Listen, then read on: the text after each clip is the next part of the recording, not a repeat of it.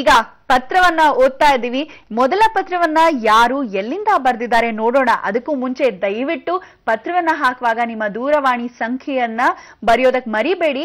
ಜೊತೆಗೆ post card ಅಲ್ಲಿ ಆದಷ್ಟು ಹಾಕೋದಕ್ಕೆ ಪ್ರಯತ್ನ ಪಡಿ ಅಂತ ಹೇಳ್ತಾ ಬನ್ನಿ ಪತ್ರವನ್ನ ಯಾರು ಬರೆದಿದ್ದಾರೆ ನೋಡೋಣ. ಬಹಳ ಸಂತೋಷ, ಮಹಾರಾಷ್ಟ್ರದಿಂದ ಪತ್ರವನ್ನ ಬರೀತಿದ್ದಾರೆ. ಗುರುಜಿ, ಇವರ ಹೆಸರು ಸಂತೋಷ್ ಅಂತ ಹೇಳ್ತಿದ್ದಾರೆ. ತುಂಬಾನೇ ಖುಷಿ ಆಯ್ತು ಸಂತೋಷ್ ಅವರೇ, ಬಹಳ ದೂರದಿಂದ ಪತ್ರವನ್ನ ಹಾಕ್ತಿದ್ದೀರಾ, ನಮ್ಮ ಕಾರ್ಯಕ್ರಮವನ್ನ ನೋಡ್ತಾ ಇದ್ದೀರಾ ಅಂತ ಹೆಮ್ಮೆ ಅನ್ಸತ್ತೆ. ಗುರುಜಿ, ಇವರ ರಾಶಿ ಬಂದು ವೃಷಭ, ನಕ್ಷತ್ರ ರೋಹಿಣಿ ಅಂತ ಹೇಳ್ತಿದ್ದಾರೆ. 19/72 ಜನನ ಅಂತ ಕೂಡ ತಿಳಿಸ್ತಿದ್ದಾರೆ. ಗುರುಜಿ, ನನ್ಗೆ ತೋಟವನ್ನ ತೆಗೆದುಕೊಳ್ಳೋ ಒಂದು ಯೋಗವಿದೆಯಾ ಅಂತ ಕೇಳ್ತಾರೆ. ಈಗ ಮೊದಲೇ 2 ಎಕರೆ ತೋಟ ಇದೆ, ಆದ್ರೆ ಏನು ಫಸಲನ್ನ ಮಾಡ್ತಾ ಇಲ್ಲ. ಇಟ್ಟಿಗೆಯ ಕೆಲಸ ಮಾಡ್ಬೇಕು ಅಂತ ಅನ್ಕೊಂಡಿದೀನಿ, ಮಾಡ್ಬೇಕೋ ಬೇಡವೋ ದಯವಿಟ್ಟು ತಿಳಿಸಿ ಅಂತ ಹೇಳ್ತಾರೆ. ಈಗ ಆರೋಗ್ಯ ಕೇಂದ್ರವೊಂದರಲ್ಲಿ ಕೆಲಸವನ್ನ ಮಾಡ್ತಿದಾರಂತೆ ಗುರುಜಿ. 2 ಮಕ್ಕಳಿದ್ದಾರೆ, ಒಂದು ಹೆಣ್ಣು ಒಂದು ಗಂಡು. ಅವರ ವಿದ್ಯಾಭ್ಯಾಸ ಹೇಗಿರುತ್ತೆ, ಅವ್ರಿಗೆ ಜ್ಞಾಪಕ ಶಕ್ತಿನೇ ಇಲ್ಲ. ದಯವಿಟ್ಟು ಇವೆಲ್ಲ ಸಮಸ್ಯೆಗೆ ಒಂದು ಪರಿಹಾರವನ್ನ ನೀಡಿ ಅಂತಿದ್ದಾರೆ. ಕಾರಕೋ ಕಾರಕ ಭಾವನಾ ಅಸ್ತಿ ಅಂತ ಹೇಳ್ತೇವೆ. ತುಂಬ ಒಳ್ಳೆಯವರಾಗಿರಬಾರ್ದು, ತುಂಬ ಕೆಟ್ಟವರಾಗಿಯೂ ಇರಬಾರ್ದು, ತುಂಬ ಸಿಹಿಯಾಗಿಯೂ ಊಟ ಇರಬಾರ್ದು.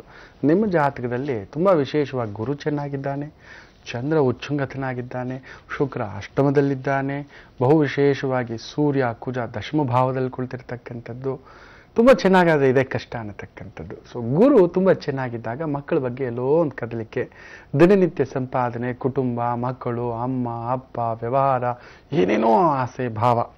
ಕುಟುಂಬಾಧಿಪತಿ ಕುಟುಂಬ ಸ್ಥಾನದಲ್ಲಿ ಒಬ್ಬನೇ ಕುಳಿತುಕೊಬಿಟ್ರೆ ಎಲ್ಲೋ ಕದಡಿಕೆ ಮಾಡ್ತಾನೆ ಅಂತ. ಇನ್ನು ಭೂಮಿ ವಿಚಾರದಿಂದ, ಭೂಮಿಯ ಒಂದು ಫಲವತ್ತಾದ ಮಣ್ಣಿನಿಂದ ಏನಾದರೂ ಲಾಭ ಇದೆಯಾ ಅಂತ.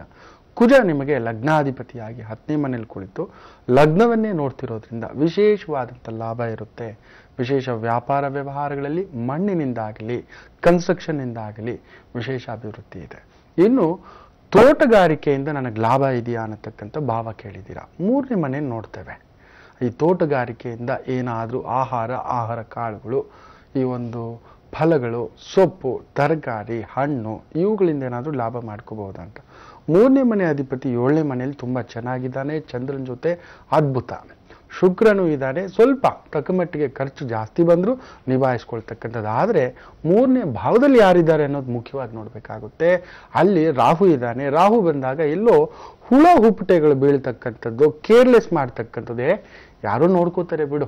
ಶನಿ ಕೆಳವರ್ಗದ ಕೆಲಸಗಾರರು, ಶನಿ ಲಗ್ನವನ್ನೇ ನೋಡ್ತಿರೋದನ್ನ ಅವ್ರು ನೋಡ್ಕೋತಾರೆ. ಸೊ ಅವರೆಲ್ಲೋ ತರಕಾರಿ ಸರಿಯಾಗಿ ನೋಡೋದಿಲ್ಲ, ಬಿತ್ತನೆ ಸರಿಯಾಗಿ ಮಾಡೋದಿಲ್ಲ, ನೀರು ಸರಿಯಾಗಿ ಬಿಡೋದಿಲ್ಲ, ಇಲ್ಲ ಅವರು ಮನೆಗೆ ತೊಗೊಂಡು ಹೋಗ್ಬಿಡೋದು.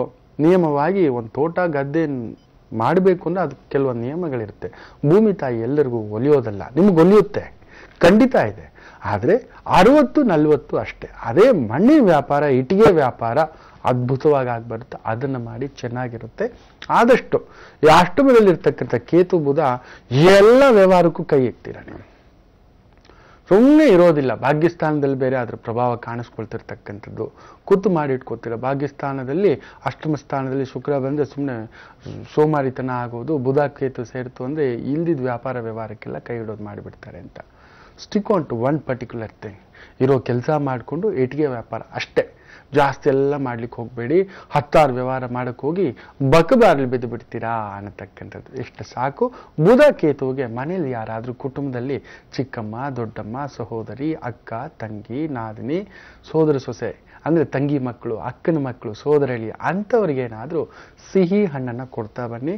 ವಿಶೇಷ ಆಗ್ತಕ್ಕಂಥದ್ದಾಗುತ್ತೆ, ಒಳ್ಳೆ ಫಲಗಳಾಗುತ್ತೆ. ಹೋಗ್ಬನ್ನಿ.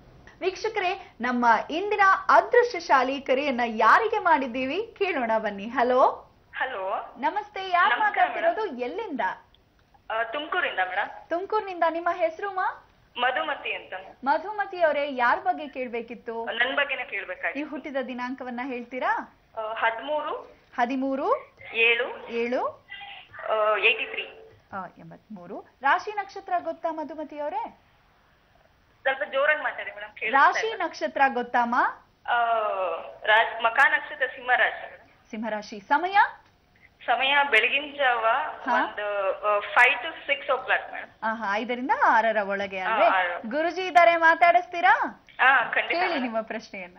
ಯಾಕೋ ದಾಂಪತ್ಯಕ್ಕೊಂದು ಕುತ್ತು ಅನ್ನೋದು ನಿಮ್ಮ ಜಾತಕದಲ್ಲಿದೆ. ದಾಂಪತ್ಯ ಜೀವನದಲ್ಲಿ ಎಲ್ಲೋ ಬಿಸಿ ಮದುವೆ, ಎಲ್ಲರಿಗೂ ಮದುವಾಗಿರೋ ನೀವು ನಿಮ್ಮ ಜೀವನದಲ್ಲಿ ಯಾಕೋ ಮದು ಇಲ್ಲ ಅನ್ನತಕ್ಕಂಥದ್ದು ತೋರಿಸ್ತಿದೆ. ಹೌದು ಅಲ್ವೋ? ಖಂಡಿತ. ನಾನು ನಿನ್ನೆ ಆ ಒಂದು ಕಾರ್ಯಕ್ರಮದಲ್ಲಿ ತಾಂಬೂಲದ ಒಂದು ವಿಶೇಷತೆ ಬಗ್ಗೆ ಹೇಳ್ತಿದ್ದೆ. ಆದಷ್ಟು ಆ ಒಂದು ವಾರಕ್ಕೊಮ್ಮೆಯಾದರೂ ಆ ಎಲೆ, ಅಡಿಕೆ, ಸಕ್ಕರೆ, ಸುಣ್ಣ, ಒಂದು ಪುಟ್ಟದಾಗಿ ಲವಂಗ ಇಷ್ಟನ್ನ ಕಲಿಸಿ ತಿನ್ನತಕ್ಕಂಥದ್ದು ತುಂಬಾ ವಿಶೇಷ ಆಗುತ್ತೆ. ರಾಹು, ಕುಜ, ಸೂರ್ಯ ಸೇರಿದಂತ ಹೆಣ್ಣು ಮಕ್ಕಳು ಸುಮ್ಮನೆ ಕುಳಿತುಕೋಬಾರ್ದು. ಏನಾದ್ರೂ ಒಂದು ಕೆಲಸ, ಏನಾದ್ರೂ ಒಂದು ವ್ಯವಹಾರ, ವ್ಯಾಪಾರ, ಬಹುತಾಕತ್ತಿನ ಜಾತಕ ಅದು. ಸುಮ್ಮನೆ ಕುಳಿತುಕೊಳ್ಳೋ ಹೆಣ್ಣು ಮಕ್ಕಳೆಲ್ಲ ನೋಡಿ, ನಿಮಗೆ ಯಾರಾದ್ರೂ ಏನಾದ್ರು ತಪ್ಪು ಮಾಡಿದ್ರೆ ದಂಡಿಸ್ಬೇಕು ಅನ್ಸುತ್ತೆ, ಪಟ್ಟಂತ ಕೋಪನೂ ಬರುತ್ತೆ. ಹೌದೋ ಅಲ್ವೋ? ಅದುವೇ ಆ ಫೋರ್ಸ್ ಒಂಥರ it's like A defence force ಅಂತ ಹೇಳ್ತವೆ. ಆ ಒಂದು ರೀತಿ ನಿಯಮದ ಜಾತಕ. ಆ ನಿಯಮಗಳಿಂದ ಇರ್ಲಿಕ್ಕೆ ಪ್ರಕೃತಿ ಬಿಡೋದಿಲ್ಲ ನಿಮ್ಮನ್ನ. ಯಾರೋ ಕೆದಕ್ತಾರೆ, ಯಾರೋ ನಿಮ್ಮ ಮೇಲೆ ಮುನಸ್ಸು ಹಾಕ್ತಾರೆ, ಯಾರೋ ನಿಮ್ಮ ಮೇಲೆ ಅಪವಾದ ಆಗ್ತಾರೆ. ಅದಕ್ಕೆಲ್ಲ ಹೇಗೆ ಅನ್ಕೊಂಡು ಹೆಜ್ಜೆ ಹಿಡಿತಾ ಏನೂ ಆಗೋದಿಲ್ಲ. ವಿಶೇಷವಾಗಿ ಏನಾದ್ರೂ ವಿದ್ಯಾಭ್ಯಾಸ ಮಾಡ್ತಕ್ಕಂಥದ್ದು ತುಂಬಾನೇ ಅಡಚಣೆ ಆಗಿದೆ. ಖಂಡಿತ ಅದಕ್ಕೆ ಹೇಳ್ತಿದ್ದೇನೆ, ಏನಾದ್ರೂ ಒಂದು ವ್ಯವಹಾರ.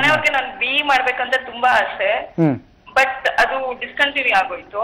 ಸರಿ, ಇದು ಈಗಲಿಂದಲ್ಲ, ಕಡಿಮೆ ಅಂದ್ರು ಸುಮಾರು ಒಂದು 3 ಇಲ್ಲ 4 ವರ್ಷದಿಂದಲೂ ಆಗಿರ್ತಕ್ಕಂಥ ಏರಿಳಿತ. ಹೌದು ಹೌದು.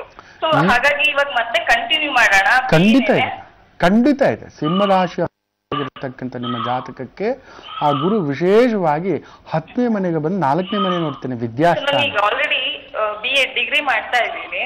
ಖಂಡಿತ ಆಗುತ್ತೆ.